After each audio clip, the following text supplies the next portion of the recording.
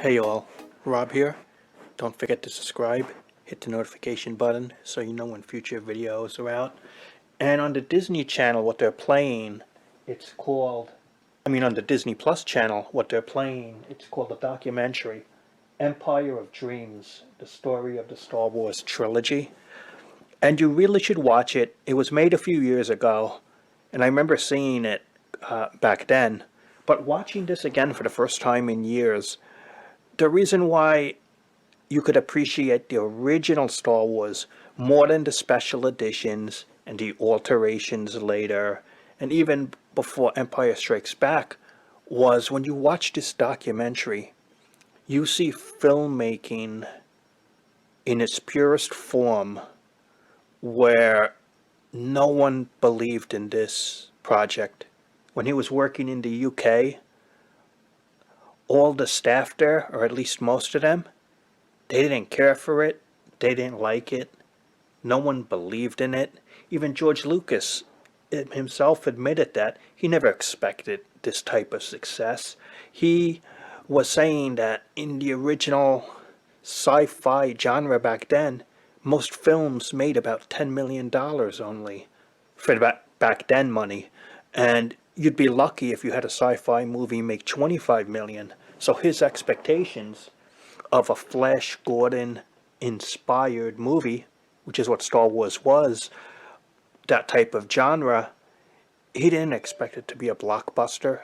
No one could perceive it. And you watch this documentary, the tough filmmaking practices of how hard it was to film scenes and get the right actors, and just the physical process of piecing this film together, filming outdoors, the equipment, the droids, things breaking down, so many unexpected things happening, and you see the process of filmmaking, how difficult it was, and yet, it's so odd that in this difficulty making a film like that, and that's something no one believed in, and it became a smashing success.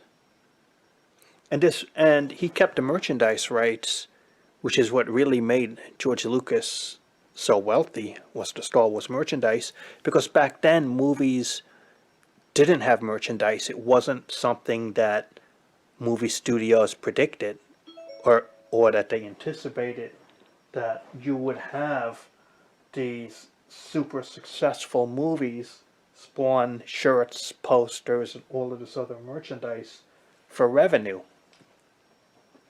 And other studios passed on the project, and you could see back then George Lucas actually did have talent. He had a vision, and he was talented, and he was the one, besides finding the right people, of course, that basically spearheaded this project, this dream he had of making this movie.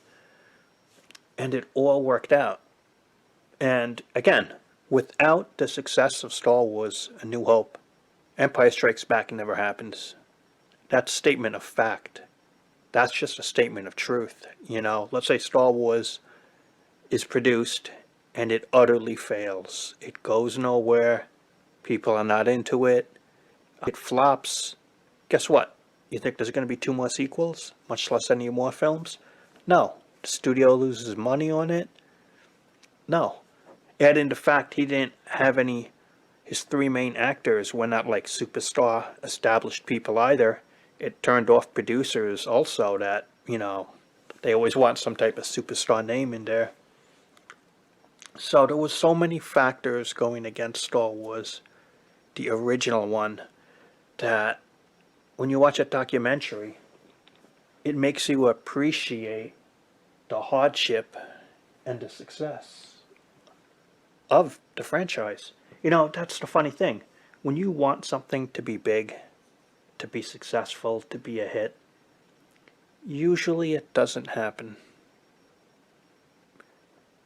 But when you don't expect it, when you just throw something together, or you don't even plan for it, and you just try to put something out there, that's when you could get a hit. When you want it, you don't get it. But when you don't want it or you don't plan for it, you might get it. And so watching that Empire of Dreams, the story of the Star Wars trilogy, you look at the filmmaking, all the people who helped put that thing together, make the miniatures, make the vehicles, make the matte paintings, all of this stuff, all that hard work. And I personally feel when you get these special editions and someone tinkers with the CG and adds characters who were never originally there, and they switch around stuff, it gets rid of the authenticity of the original filmmakers, what they did to put that thing together.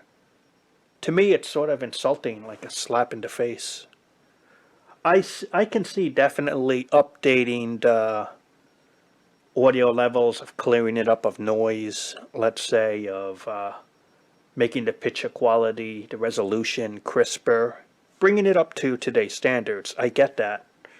But what I don't get is altering it by adding characters, adding CG, changing sound effects, things of that nature. That's what I disagree with. But it really doesn't matter. I got the VHS, I got the editions that the unaltered trilogy. I have the original trilogy. Like when the Death Star blows up, you don't see that circle ring around it explode. No, that's not in the original. You don't see the full Wampa standing up scene in Empire. You have the original Empire, the Emperor, that scene, the holograph was a woman, and I think it had like monkey eyes. The original George Lucas trilogy. Not the special editions, not the altered editions. No, the hard work, the filmmaking, I appreciate, is the original. And again, watch that documentary, and how could you not admire the hardship and the work, the craft that went into making the original Star Wars, okay? And it shows you how today's filmmakers have it so much easier.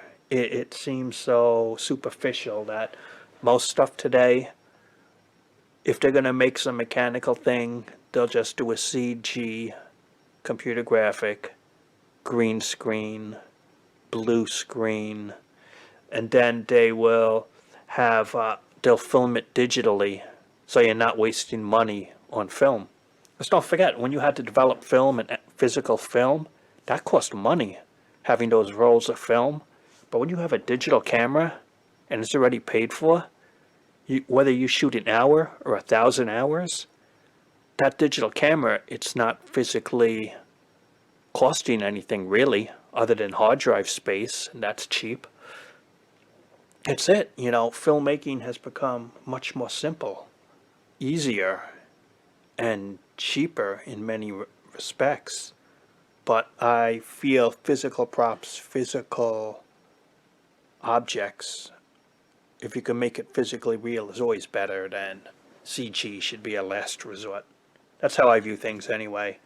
And so I definitely recommend watching this documentary. It's pretty enlightening. And I'll talk to you later. Thanks for watching. Don't forget to subscribe.